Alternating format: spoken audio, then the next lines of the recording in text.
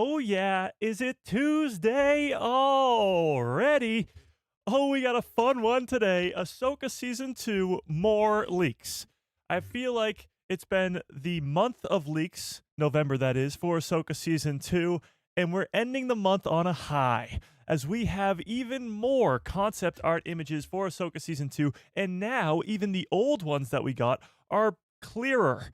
And they make things, especially the leaks we talked about last week and the week before with Balon Skoll and the Lord of the Rings parallels and all that greatness, it makes it even more likely, we'll put it that way. We also got to talk about the Mandalorian and Grogu and some news there. Starfighter even got yet another update from Sean Levy himself.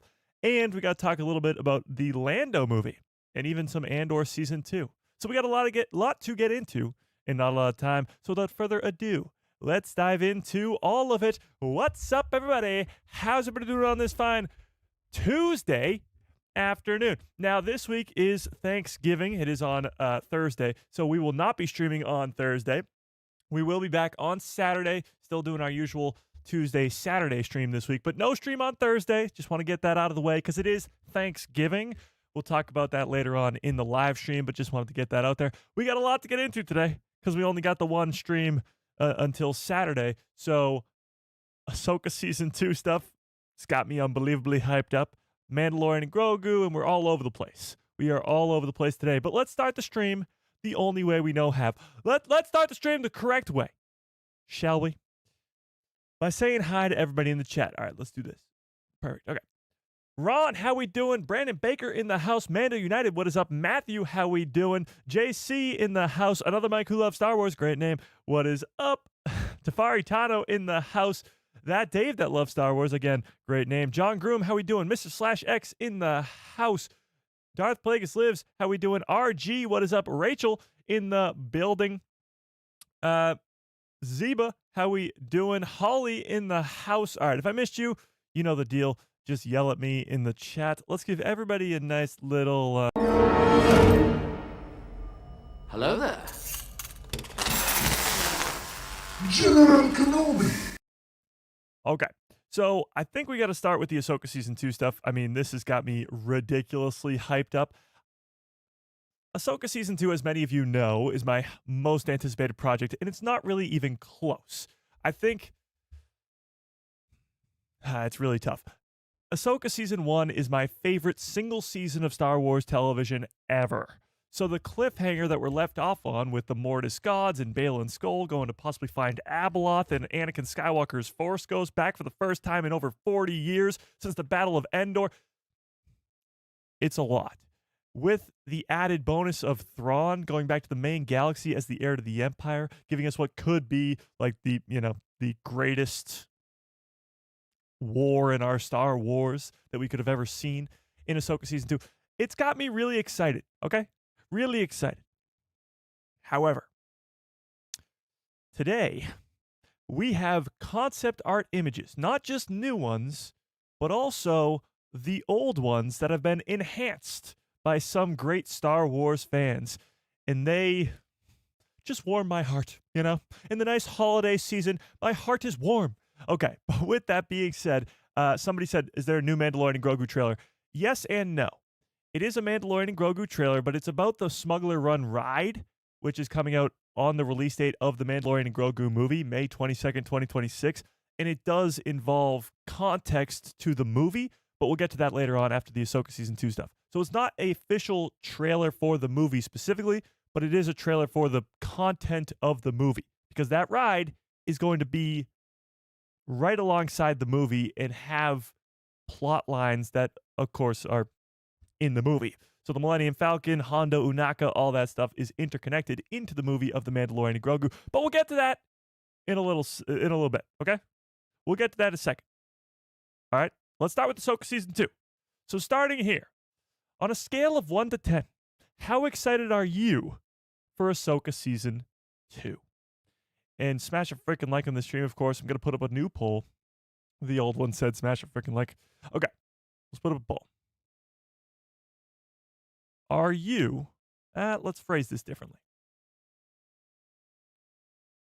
Which Star Wars 2026 project are you most excited for? Oh, excited. Excited, English Mike, for. Here are your answers. Here are your choices. Ahsoka Season 2, which is my personal favorite, and we're going to be talking about it quite a bit today. The Mandalorian and Grogu. Your third option is going to be Maul Shadow Lord, which, by the way, will probably be the most recent one. We're going to be getting that closest one to come out. Shadow Lord.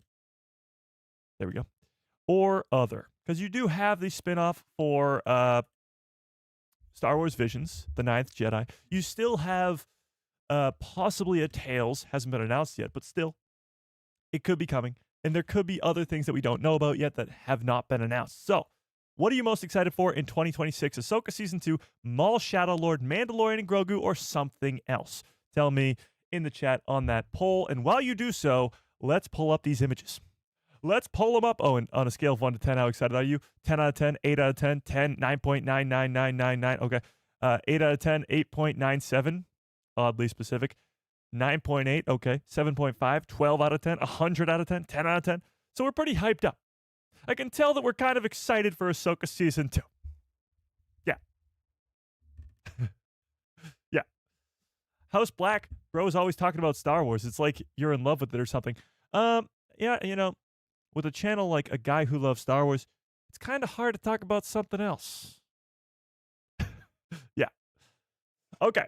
But with that being said, let's take a look at these images, shall we? There's a shit ton of them, okay? So bear with me here. So here's what we're kind of looking at. These images, as you can see right here, like Ahsoka and Sabine just hanging out right there, you know. We'll get to sort of the specifics in a second. This isn't a enhanced image. Oh, hang on. Get rid of that. It's an enhanced image of 2 or maybe even 3 images from Star Wars Celebration that were put together. Okay? Some of these are new. Some of these I've never seen before. We're going to get to a Balon Skoll one later that goes in line with the leaks that we had a couple weeks ago. But these are put together images made to look way better. And it looks so freaking cool. So take a look at this. Not only do you have Ahsoka and Sabine in some crazy ruin, maybe even not ruins, it kind of looks like a ruins, but this crazy, you know, building. Possibly that, you know, prison that Abeloth is in, maybe.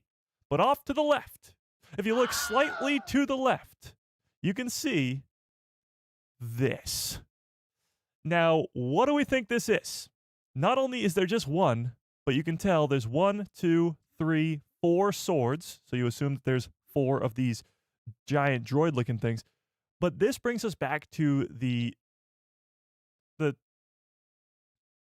guards. I guess we were calling them temple guards. Whatever. The giant droid creatures that we've never seen before in Star Wars that look like Celestials from the MCU. Those crazy creatures. Now we're getting, I guess, smaller versions. And even if you look at the less clear version, it's still standing right there. It's still right there with the sword, and there's still 4 other swords. So this is just a enhanced version. But this is not the same as the other one. This is not the giant 100-foot plus droid that we saw in the other piece of concept art. This is something new. This is a smaller version, and clearly there's multiple of them. So it's not just going to be one droid. It's not just going to be one booby trap. There's going to be billions, maybe not billions, a lot more than just one. Hang on, we got a super chat. 1 sec, let me get to this. Hang on, we got a super chat. Oh, Darth Plagueis lives with a very generous $10 holla. I appreciate that quite a bit. Says, happy Thanksgiving, maybe? Happy Thanksgiving, Mike and everyone. So grateful for Mike and this community. Keep up the great work. And Ahsoka Season 2 time. Well, I appreciate that. Darth Plagueis lives. I really, really do. Yeah, I cannot stress this enough. Around this time, around this Thanksgiving holiday that the Americans do, celebrate by eating a ton of food, which I will be doing on Thursday. It is the time to be grateful. And of course, I could not be more grateful than for all of you guys being here right now, for this community, this channel that we've somehow grown to this level. It's absolutely insane. It still blows my mind every freaking day. But yes, this is the time to give thanks. And of course, I could not be more thankful for you guys listening. And I appreciate the super chat, Darth Plagueis. That's extremely generous. And yeah, happy Thanksgiving to all that do celebrate. But even if you don't, still thankful. Okay. But now that I've been so rudely interrupted by the incredibly generous money you send me, now that I've been so rudely interrupted, let's get back to this. What do we think's going on here? Who do we think these droids, I mean, can you even call them droids? I guess they're droids. What do we think they are? They're like droid knights, kinda. You can see there's a little bit of a glow there on that sword. We can zoom in. Oh, look at that. Look at that glow. Maybe it's from the lightsaber. Maybe it's from the green lightsaber. But maybe it's not. Looks to me like some Nightsister magic going on there, if you were to ask me. Now, what we know about Peridea is very, very little. But what we do know is that the Nightsisters used to thrive there. It wasn't always this wasteland that we see in Ahsoka Season 1. It was once this huge kingdom of Nightsisters. This is where they originated from, this planet of Peridea, until they, learned to ride the Purgles and go to a different galaxy. And, yeah, they end up on Dathomir, which is where Thrawn is right now. However, at some point, there was this huge kingdom of Nightsisters on Peridea. Now, what happened to them? Well, I'm sure we'll find out in Season 2. Possibly Abeloth, possibly the Mortis gods, possibly something else.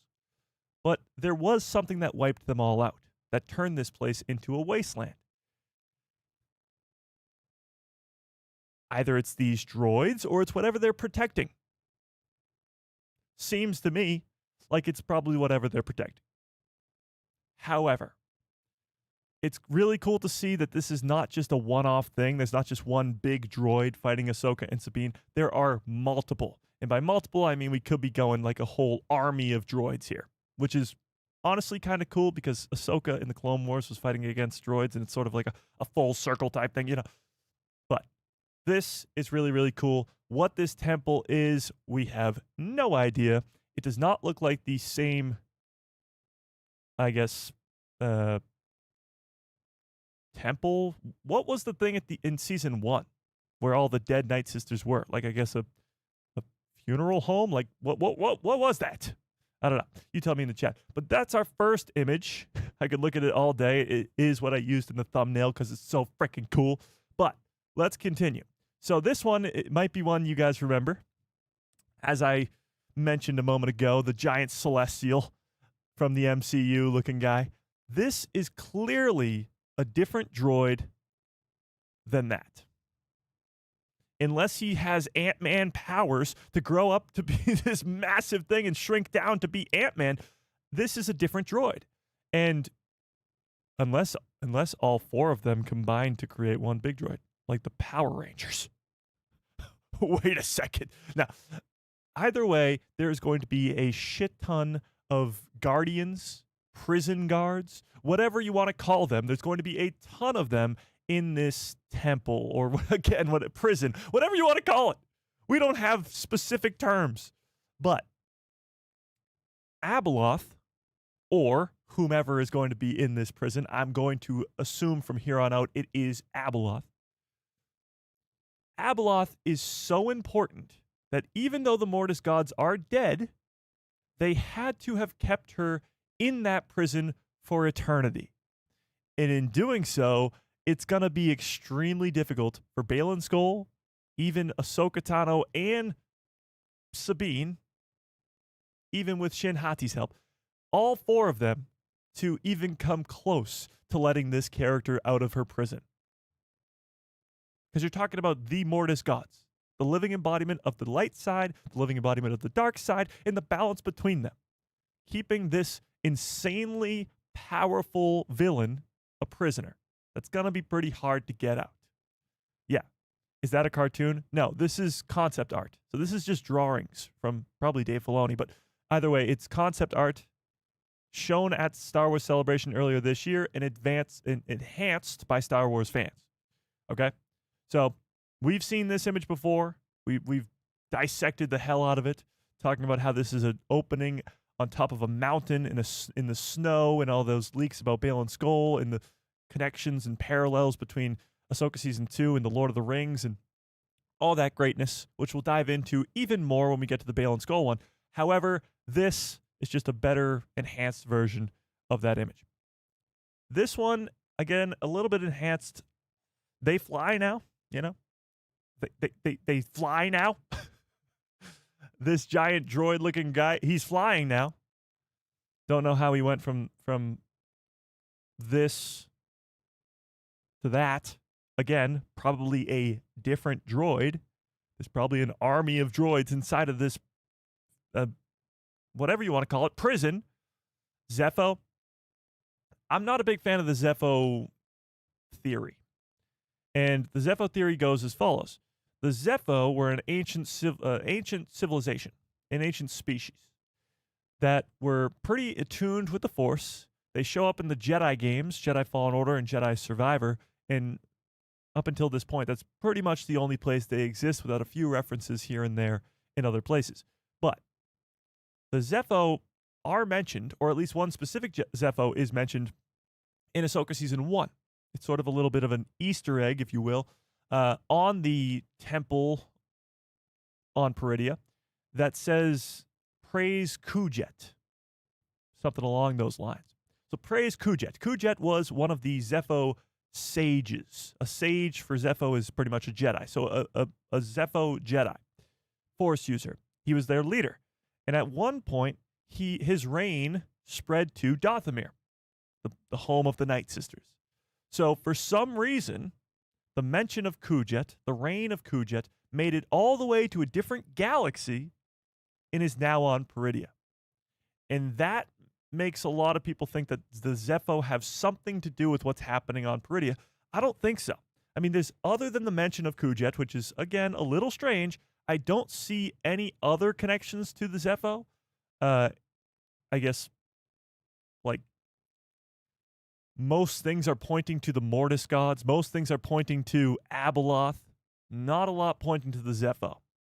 Especially because they are something that's only explored in the video games. And not everybody plays the video games. Not everybody knows who even Cal Kestis is, or Merrin for that matter. So it's not something that everybody will know if you just bring in the Zepho. I mean, I guess it's not something everybody will know if you bring in the Mortis gods either. Either way, they will need a explanation. It could be that the Zepho helped create these droids. I'm not opposed to that. They're sort of hired hands. I don't know. What we're going to see in Ahsoka Season 2 is how the Nightsisters work. Let me explain that a little bit more.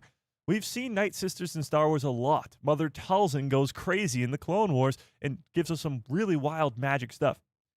We've seen it happen in Jedi Survivor, where Merrin is showing off her talents as well. But we haven't gotten the full force of a Nightsister and what her abilities are. So it would be pretty crazy to see if the Nightsisters did create these droids and how that went down. That would be really cool to see as well. And we're going to get to another piece. Is it the next one? Hang on. We got another one here. I guess we'll skip around. So this is the Nightsisters. This is the concept art. Well, this was the original concept art, again, enhanced by Star Wars fans. This is the concept art of at least one of the Nightsisters coming up in Ahsoka Season 2. Pretty scary looking, you know. I'm terrified.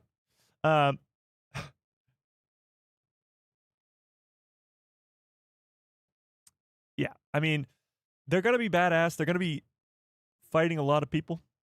And from the leaks we talked about, and we'll talk about them again today, where Ezra, Hera, and Chopper go to Dathomir, we're going to be seeing a lot of New Republic versus Nightsisters in this second season. Actually, I got one pulled up right here. Yeah, this. So again, this was our original image. This was our concept art image from Star Wars Celebration. Very, very blurry. Can't really figure out what's going on there. Of course, you can tell it's Nightsisters and they're taking down New Republic soldiers, but this is a lot more clear. As you can see, badass 3 Nightsisters with bow and arrows like they do in the Clone Wars, taking down New Republic soldiers. We don't know where this is. whether it's on Dathomir or not, but it's pretty damn cool. Like, they are not pulling any punches. Season 2 of Ahsoka is going to be all the way. They're going all the way. They're giving us Nightsisters. They're giving us Dathomir. They're giving us Grand Admiral Thrawn as the heir to the Empire. They're doing it all. A war in our Star Wars. They're not pulling any punches. So, it looks awesome to me. I can't wait to see the Nightsisters in full force. And, honestly, are they dead? The tombs that Thrawn brings back with him, are those dead Nightsisters brought back to life? Or, like, what's going on there? Looks like Gamora's sister? Yeah, it looks like Gamora's sister, sure. Sure. I am loving these, like, fangs, or whatever the hell that is. And sharp-looking teeth thing. Yeah. Pretty cool. Also very, Asajj Ventress-y, which she is, of course, a Nightsister, so that makes sense, too. A lot of this does make you think Dathomir, Nightsisters, two specific characters that will likely play into this story, maybe not in Ahsoka Season 2, but at least later down the line, would be Asajj Ventress and Cal Kestis, because Cal Kestis' girlfriend is a Nightsister, Merrin, and Asajj Ventress herself is a Nightsister, and they just kept her alive. They just brought her back from the dead this year in Tales of the Underworld. So Asajj Ventress has a very bright future ahead of her. We'll put it that way. And when there's Nightsisters, when there's Dathomir involved, the heroes that can help the most are Asajj Ventress and Cal Kestis. Specifically, I guess, his girlfriend, Merrin. Okay. But going back to Peridea, we got this image. Now, again, enhanced by Star Wars fans. This was our original. Some weird carving either out of wood or stone, and Ahsoka and Sabine walking near it, and this is the enhancement. Oh, sorry, that's a different one. Spoiler alert. No, I'm kidding. So it looks to be sort of, I don't even know, but enhanced. Maybe this is, and it looks like an animal here, but let's see. I was going to say maybe it's the daughter's head, because you know how in the Mortis God statues the daughter's head is gone. So maybe it was the daughter's head on the ground, but it doesn't look that way. It does not look that way. It looks to be an animal of sorts. Could be a part of the entrance. Possibly. Could be. If Anakin Skywalker went as Ken, then Obi-Wan would have told him, use the Force, Ken.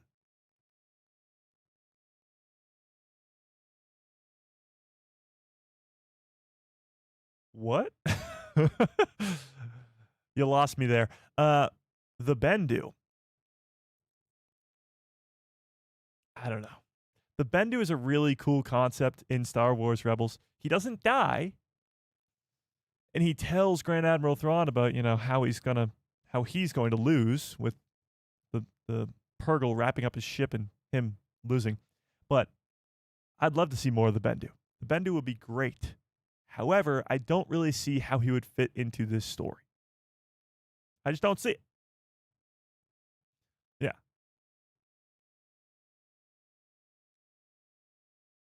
But I mean, tell me in the chat, would you want to see the Bendu again? He is a part of that Rebels crew, if you will, who would come over to live action from Rebels. And he has that relationship with Thrawn and the Ghost crew as well. Yeah. I'd be down for it. I mean, the Bendu is such a cool concept, much like the World Between Worlds, where it's sort of a idea that hasn't been fully explained.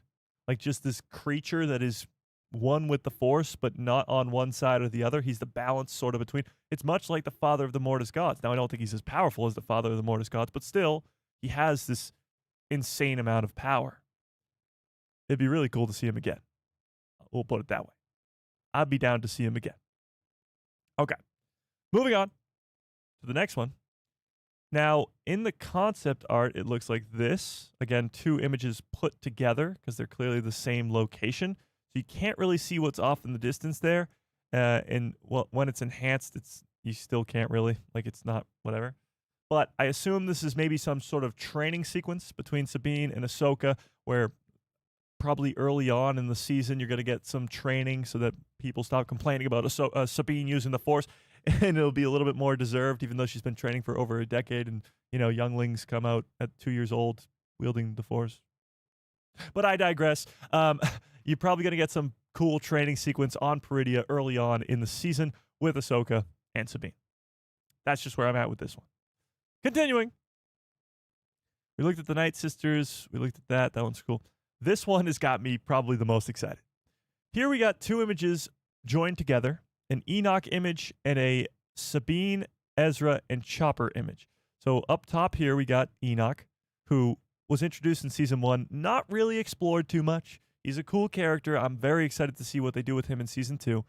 Whether they explain who's under that mask or not, I guess it doesn't really matter. But he's just a cool character. And we're going to see him in action. We know that from the concept art, but I just want to see him do something cool, Something, please. And then you scroll down here, and this is Chopper, Hera Syndulla, and Ezra Bridger. At first, I thought this was a dead New Republic soldier, but now, because of the leaks that we got, again, take them all with a giant grain of salt, but the leaks do say that Ezra, Hera, and Chopper will be on Dathomir on a mission, and Ezra will come across some sort of monster or person that will be put in later. They pretty much said that it was either CGI or something that they didn't want to leak out, so it wasn't on set. Led us to believe that it could be Terran Malicos and could be the Joruus Sabaoth for Grand Admiral Thrawn, which would be really, really cool. Or it could be Cal Kestis, and they're trying to keep it a secret. Or it could just be some CGI monster. We don't know. However, the leaks did state that Ezra, Hera, and Chopper would be on Dathomir, and the concept art does also suggest that as well. What they're doing there, I have no idea. You guys tell me in the chat, what do you think they're doing? Again, they're not like putting any filler episodes out there. We're going straight into the battle. We're going straight into the thick of it, where Ezra and Hera are on Dathomir, in the belly of the beast, in Thrawn's headquarters, Dathomir. Now, Ezra actually has been there before. Somebody brought this up to me the other day. Ezra in Rebels goes to Dathomir with Darth Maul. Oh, Star Wars is so great. He goes to Dathomir with Darth Maul. And actually, Sabine and Kanan go as well. And I believe, and somebody help me out in the chat, Sabine gets taken over by Nightsister magic. But doesn't Kanan as well? Somebody has to, somebody help me out on that. I know for a fact that Sabine gets taken over. They both do? Okay, so Sabine and Kanan get taken over by the Nightsister magic. And Ezra has to stop it. Me and Sam are getting closer and closer to watching Rebels. We are on Solo, a Star Wars story right now. We finished the Bad Batch, which we'll get her on here as soon as possible to give her, to give her 2 cents on the Bad Batch. But when it comes to Rebels, I have not watched it in a while. And by a while, I probably mean like a year, but I'm forgetting the little details like this. They possess Kanan and Sabine. Okay, so the Nightsisters possess Kanan and Sabine. And Ezra offers himself and then destroys the altar. Boom. Got it. Thank you, Chad. So Ezra, Sabine, and Kanan have all been to Dathomir already. So this is like a homecoming for Ezra Bridger as he, Hera, and Chopper go back. Yeah. Okay. I didn't see season 1 of the show. Is it good? I didn't like The Acolyte, but I love the Clone Wars animated series. Well, if you love the Clone Wars animated series, you're going to love Ahsoka. Because, Ahsoka is pretty much the main character of the Clone Wars. But, go watch season 1 immediately. Yeah. Indeed. I do wish that they had done more creative fight choreography with Ezra's fight style. They still might in season 2. I know what you're saying without the lightsaber, just using the Force. How he goes, the Force is my ally. They did try to do some cool stuff. There was like some Force kicks and cool things like that. But he does create his own lightsaber pretty quickly. So, yeah. Indeed. So this is really cool. You got Enoch up top here. Oops. Enoch up top here, surveilling the lands on Dathomir. And Hera, Chopper, and Ezra hiding sort of in some sort of cave or cavern underneath him. I mean, I don't think they're going to go through Thrawn in one season. Let's put it that way. Thrawn is the heir to the Empire. He's going to be the main threat for our heroes for hopefully the next 6 years if we're lucky. If we get a Mando trilogy, he could be the villain until 2030. Sounds like a fake year, but it's true. 2030. And he was introduced into live action in 2023, possibly. So 7 years he could be our main villain in the Star Wars universe. So I don't think that Hera and Ezra are going to succeed with their mission here. Might even end with Hera Syndulla dying. But that's just me, being crazy. Yeah. Where does this concept art come from? Well, this is concept art from Star Wars Celebration. Some we've seen already, some we haven't seen already. Enhanced by some Star Wars fans. Yeah. Who created their own lightsaber? Ezra. Ezra did. At the end of season 1? Yeah, because he doesn't have a lightsaber while he's on Peridea. And then Huyang shows up with, all the components necessary to make a lightsaber. So he's like, you know what? I'll make a lightsaber. Because for 11 years, the Force was his ally. Yeah. 2030 makes me feel old. Well, it's not 2030 yet. Not yet. So this one's got me probably the most excited. Maybe, yeah, close to the most excited because Ezra and Hera and Chopper are on Dathomir in Thrawn's headquarters, which means, craziness will ensue. Okay, moving on. Next, we got this. This was the original image here. Ezra and other pilots going into battle. I mean, this is clearly something is happening where all these different pilots are getting ready to go into their X-Wings. What's described to us when it comes to Ahsoka Season 2 is a war in our Star Wars. That means you're going to get some pretty big fight scenes, not just on planets, but in space. So X-Wings versus TIE fighters, yet again. It's going to be really, really cool to see. And what do Nightsisters fly? I guess they might be flying TIE fighters for all we know. But yeah, big old big old space battles and big old ground battles as well. Yeah. Do you think we'll get to see Savage Opress? No. Savage is long gone. I know there's a very famous, or I guess popular fan theory out there that people want Darth Maul to be brought back to life in some sort of cloning way where it would be cool to get Maul again. And as much as I love Darth Maul, he's my third favorite character in Star Wars of all time. He's dead. He's dead, and he should remain that way. I mean, I get it. No one's ever truly gone in Star Wars, but let's be honest. Darth Maul, Savage Opress, they're both dead. We watched them die. Yeah.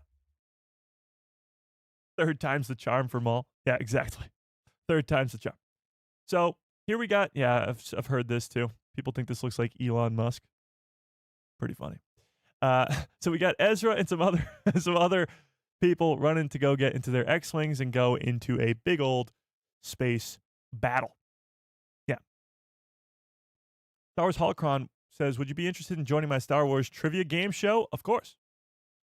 I mean, I don't ever claim to know a lot about Star Wars, although I do have a show about Star Wars. The trivia, makes me nervous. But I'm 1 for 1, so yeah, why not? Darth Maul's death was perfect. Arguably the best scene in Rebels. Oh, 100%. Yeah. Rebels is my favorite Star Wars show ever. I know I just said earlier Ahsoka Season 1 was my favorite, but I did say, if you rewind the tapes, that is my favorite single season of Star Wars television ever, because Rebels is my favorite show. 4 seasons, all perfection, and that might be the best scene. It might be. If somehow Palpatine returns, then we can bring anyone back. No. No. Palpatine returning, as much as people hated the explanation for it, does make sense. It's a guy who's been so obsessed with living forever for his entire life. His master, Plagueis, was so obsessed with it as well. So it would make sense that he has some sort of contingency plan, which now we have the Bad Batch and all the stuff in the Mandalorian and Battlefront 2's campaign. Palpatine was always obsessed with living forever. Savage Opress, not so much. Yeah. However, we got this. Let's keep going. Next, we got. Sorry. Next, we got Huyang as General Grievous. This is where the fun begins.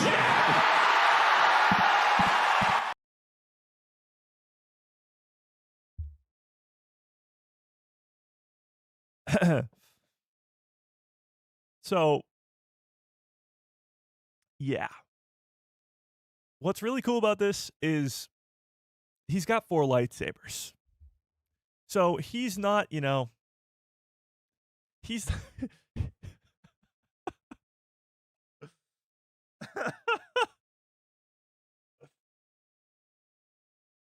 How many lightsabers does Huyang have? That's the question. He's got 4 right there. He just built Ezra Bridger one like it was, all willy-nilly. And what we do know from the concept art images is that he's going toe-to-toe right here with Shin Hati. Now, we don't know what Shin is up to really in Season 2.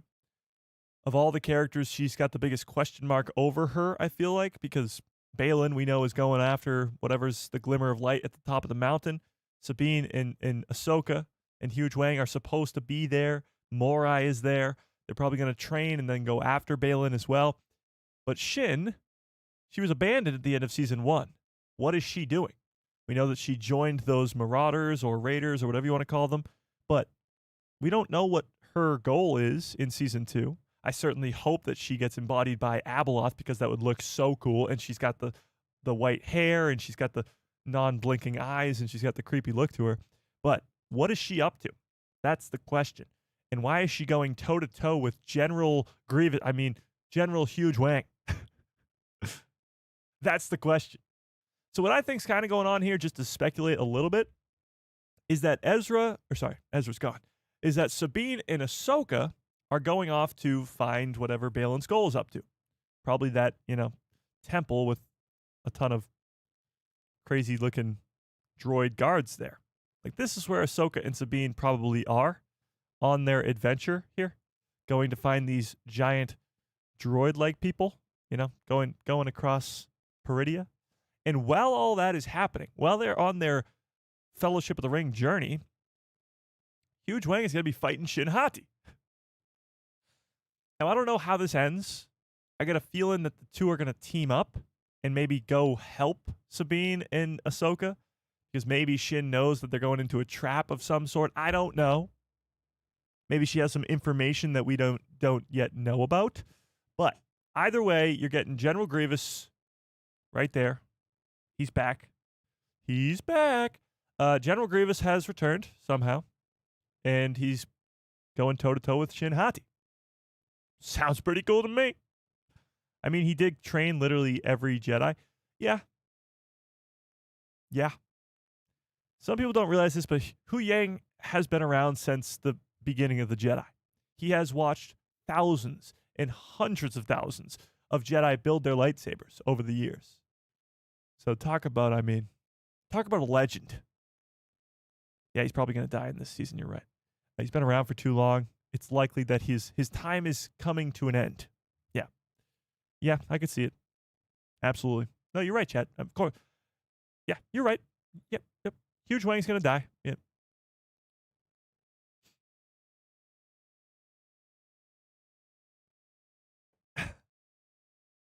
He is the sacred texts. Let's be honest. Yeah. Okay. Moving on. This one has got me really excited. For some reason, I haven't seen this image. I'm guessing it was shown at Star Wars Celebration because you got the Japanese subtitles over it, but I have not seen this image. And this is the exact image we're looking for. You got Balon Skoll, and you got Ahsoka's ship right there in the snow on top of the snowy mountain.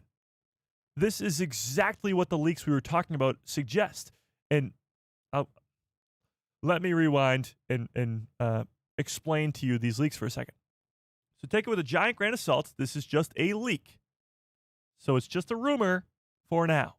But it does suggest that this second season is going to have a very similar arc to The Fellowship of the Ring, where Gandalf and the Fellowship are going across a snowy mountaintop, and Saruman, from a distance, if you don't know Lord of the Rings, he's just the villain, or a villain, he is throwing snow and rocks and an avalanche eventually at them to try and get them to turn around and go through the mines of Moria, go through the mountain. What the Ahsoka Season 2 leaks suggest is that we're getting a very similar scene as to The Fellowship of the Ring, where Balon Skoll is trying to stop Ahsoka and Sabine to get them to turn around. And this might be exactly what that scene is entailing. Balon Skoll in the snow, looking up at their ship, and they're clearly probably not going to be in it, and they're going to do something. Whether it's go look for the door, whether it's trying to go, I don't know. Balon's going to realize that he needs help. Because there's no way that even Balon Skoll, who did defeat Ahsoka in Season 1, there's no way that Balon Skoll is capable enough to defeat all these droids. Giant, celestial-looking droids, or even small ones, or even they fly now droids. He's not going to be capable, just Balon Skoll himself, to be able to take down these droids and free Abeloth, or free whatever's in this prison. So he's going to need help. And what I think is going to happen in Ahsoka Season 2 is Balon's going to somehow trick Ahsoka and Sabine into doing that. Just like Saruman tricks Gandalf and the others to go through the mines of Moria because he knows that Gandalf is going to die to the Balrog and that they all might die to the orcs in the Balrog in the mines of Moria. You're going to see Balon Skoll try to redirect Ahsoka and Sabine to go open the door for him. Because most Jedi temples, or temples in general that we've seen, take two people to open them. Think about the Jedi Temple on Lothal when Ezra and Kanan tried to get in. It took the both of them, master and apprentice. Even the Sith Jedi Temples, the one on Malachor 5, where Ezra and Maul had to work together to get into the temple. So I assume that whatever this temple is on Peridea, it will be very similar to that, where it's going to take two, if not three, but two characters to open the door. And it's going to take both Sabine and Ahsoka, not just Balon Skoll. Yeah. This one's really cool because I hadn't seen it yet, and it got me excited.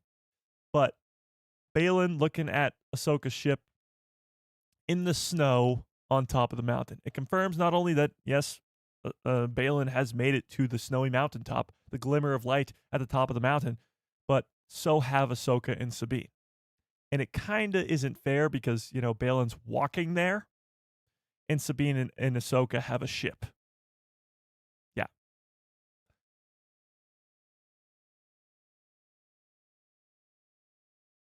Yeah. Not that fair.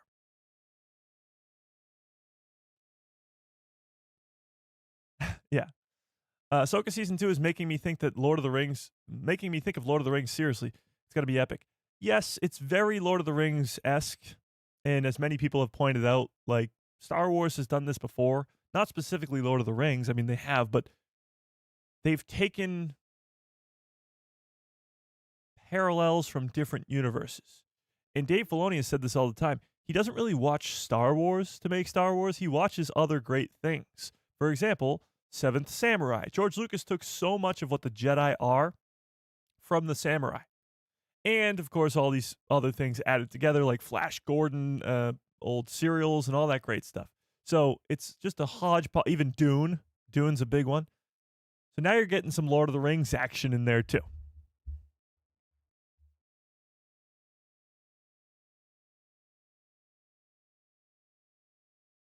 I forgot that her ship is there. It'll be interesting to see how they get home. I don't think they are. Hang on. Let me ask you guys. Do you think that Ahsoka, Sabine, Huyang, Shin, and Balon are all going to make it back to the main galaxy by the end of Season 2, or at all? I don't think that's the goal here. Like, Season 1 ends, Ahsoka says that this is where they're supposed to be.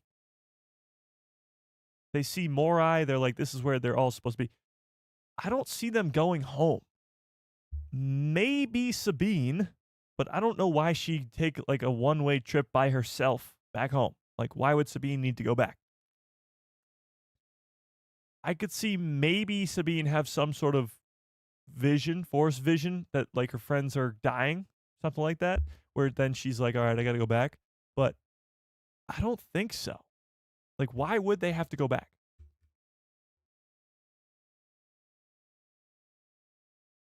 I think Sabine makes it back, but somehow it's only her. Again, I don't know. I agree with you. I think Sabine will come back if any of them do. It would be Sabine. But I don't know why she would. That's sort of the big issue there. Yeah. Ahsoka has been brought back from the dead 3 times now. She may be forced to stay on Peridea a little bit longer, but Filoni will always find a way to keep her around and make more stories. I don't think so. I think what we're seeing here is a possible destination and ending to Ahsoka Tano's story. Not in death, but in destiny. Where you're going to see Ahsoka live forever, maybe not forever, but live for a long time in finding her destiny on Peridea, which is to be the daughter. She is the living embodiment of the light side of the Force. She is embodied with the daughter on Mortis. So many fans think that Anakin is the father because that was the Chosen One prophecy. So maybe you're going to see Anakin as the father, Ahsoka as the daughter, and Balon Skoll maybe as the son. And the Mortis gods are back. You know, and your mom's like, oh, we got the Mortis gods at home. And it's like the off-brand Mortis gods.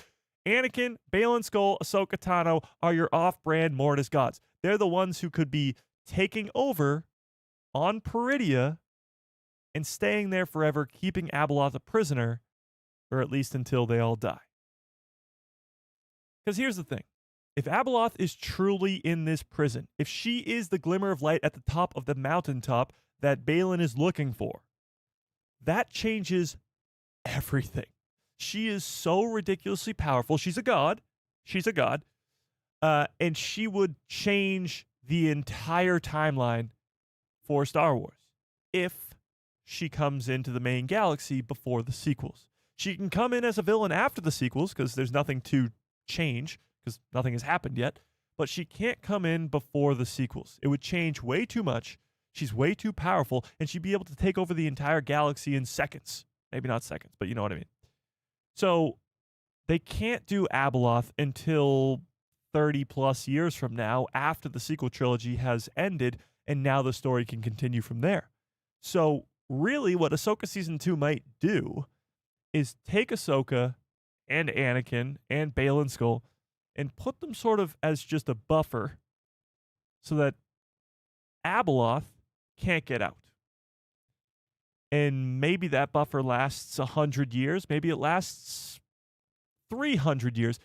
It doesn't matter. At some point, that buffer is going to be gone. They're going to die. And she's going to be let free. And whenever that happens, chaos will ensue. All of this will go insane. But they can't do that now because Abeloth is too powerful and it wouldn't make sense in the timeline.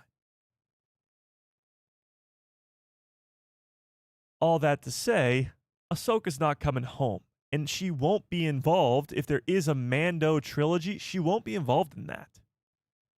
She won't be involved with Thrawn as the heir to the Empire either. There's a reason she's not at Luke's Jedi Temple at all, because she's doing something else. And that something else is the most important thing in the galaxy.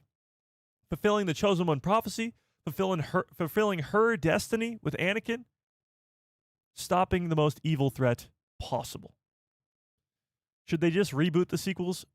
No. Whether you like the sequels or not doesn't really matter.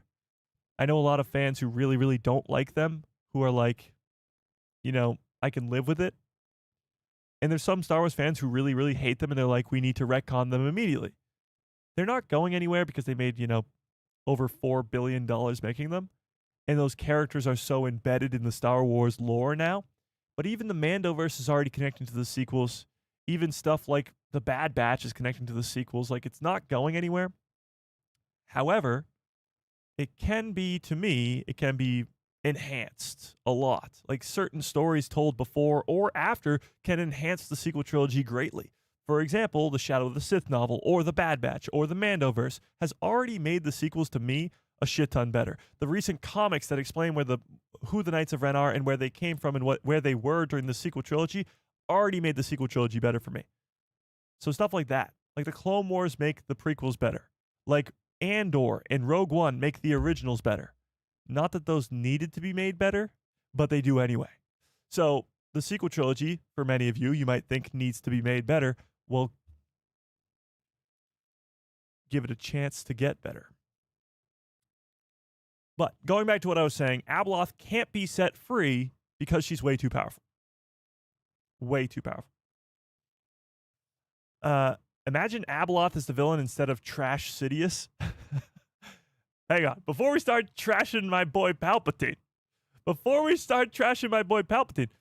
he is still the greatest villain.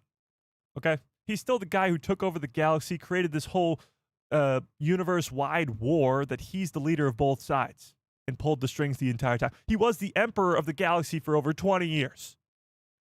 He found a way to live beyond death. He's still that guy. Palpatine is still that guy, okay? However, you are correct. Abeloth is far more powerful than Palpatine. She could snap her fingers and Palpatine would be dead in a second. But Palpatine is still that guy. He's still a badass. He's still one of the greatest villains in cinema ever. Yeah. Explain how time works in Mortis. I don't know. I don't even know if it does. But this isn't Mortis. Peridea is not Mortis. Mortis is the location that Ahsoka, Anakin, and Obi-Wan go to in the Clone Wars.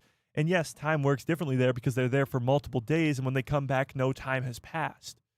So that location, though, is very different from where we are. Peridea is a place. It's a planet. Yeah.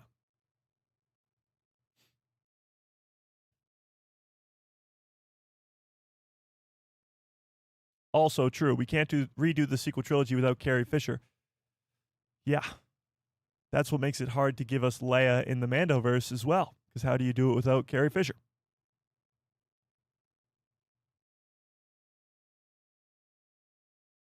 Yeah. So circling all the way back here, this image right here is very, very cool. Balon Skoll looking up at Ahsoka's ship. All right, moving on. One of the last ones we got here is Grand Admiral Thrawn. Again, this is a concept art. This is the original image from Star Wars Celebration. Very, very grainy. Very, very blurry. And this is sort of the enhanced version. This is not what it will look like fully, but it is concept art. Stormtroopers, Thrawn. I'm guessing this is the bridge of the Chimera or something of that sort. Because you're going to get a lot of Grand Admiral Thrawn in the second season, and he's going to be badass as hell. You're going to get to see the big blue meanie in all his glory. Showing you, as I just mentioned, Palpatine the GOAT, showing you how a non-force sensitive, non-lightsaber wielding bad guy can get it done. Because Thrawn is also that guy. He's also an incredible villain without the Force, without the lightsaber.